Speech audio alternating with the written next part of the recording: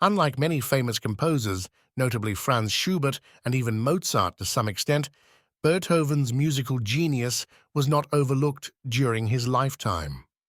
Although never the child prodigy his father violently tried to cast him as, Beethoven was recognized as a great talent from an early age. It was not long before he was producing groundbreaking works, from symphonies to sonatas, that dazzled his contemporaries and shattered all musical barriers set before him. Indeed, by his 20s, Beethoven was the most celebrated composer in Europe, both publicly and critically acclaimed. He was as famous for his music in his time as successful popular musicians are today. Yet despite all his musical talent, Beethoven had a horrible disposition. Much, but not all, may be attributed to the poor state of his health and the torment caused by the hearing loss that began and progressed from his early 20s. He was temperamental, moody, rude, and had the poorest of manners. He spat regardless of the setting or occasion and was said to have lived in absolute filth and chaos. Stories of unemptied chamber pots in his living room are well known. Physically, he was not particularly attractive. He was short, with a large head and a pockmarked face. As you may imagine, Beethoven was never very lucky in love, but his troubles and failures lay less in his appearance and temperament than one might think. After all, a man of his reputation and talent could, and did, attract a varied number of women. The problem was that throughout his life, Beethoven, who came from humble origins, had the bad habit of pursuing women above his social class.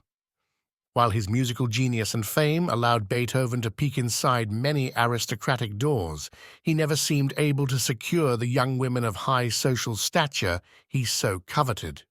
Yes, many were flattered by his attention, perhaps even momentarily mesmerized by his genius, and they pursued friendly relationships and platonic liaisons with him. Encouraged, Beethoven would grow light-hearted and spirited, falsely, and rather sadly, believing that he could obtain this perfect love that had thus far eluded him. Such was the case with Countess Giulietta Guicciardi, one of Beethoven's piano students. The Countess was 16 and beautiful when they met in 1800. Beethoven was nearing 30, a renowned composer but profoundly disturbed by his hearing loss and solitary existence. Yet, the arrival of Giulietta introduced a new light into Beethoven's life. In a letter to a friend, he happily announced how he was mixing more with my fellow creatures, and he attributed his newfound happiness to a dear, charming girl who loves me and whom I love. Beethoven then concluded the letter by suggesting the possibility of marriage. Except, did Giulietta really love him in return? Probably not. Remember, Giulietta was only 16 and had only just recently been introduced into society. Being an object of someone's attention was likely new and exciting to her, and if she initially enjoyed all the ardor and outpouring of devotion she was receiving from someone as famous as Beethoven, it did not take long for the novelty to wear off. In sharp contrast to Beethoven's own letters, Giulietta's letters reveal that she found Beethoven very ugly, complained of his temper, and bragged about her ability to control him. And if there were any lingering questions about the possibility of marriage between the two, they were promptly answered by her father, who dismissed Beethoven as a man without rank, fortune, or permanent engagement. Like much in Beethoven's life, his relationship with Giulietta was doomed to end in disappointment and sadness. Beethoven composed his most famous sonata during his courtship of Giulietta and later dedicated it to her in 1802. The opening movement of the sonata, the Adagio sostenuto, is one of the most recognizable pieces of music ever composed. In the minor key of C-sharp, it is pensive, haunting, uncertain, the very state of Beethoven's life at the time Giulietta entered it. The second movement, the Allegretto, is light and playful, resounding with levity, albeit painstakingly short-lived at barely over 2 minutes. It then yields abruptly to the third movement, the presto agitato, frantic, angry, and violent, resonating with social and sexual frustration. Viewed in its entirety, Beethoven's most famous piano sonata, from its composition to dedication, is a musical odyssey of Beethoven's feelings for Giulietta and his heartbreak over their failed romance.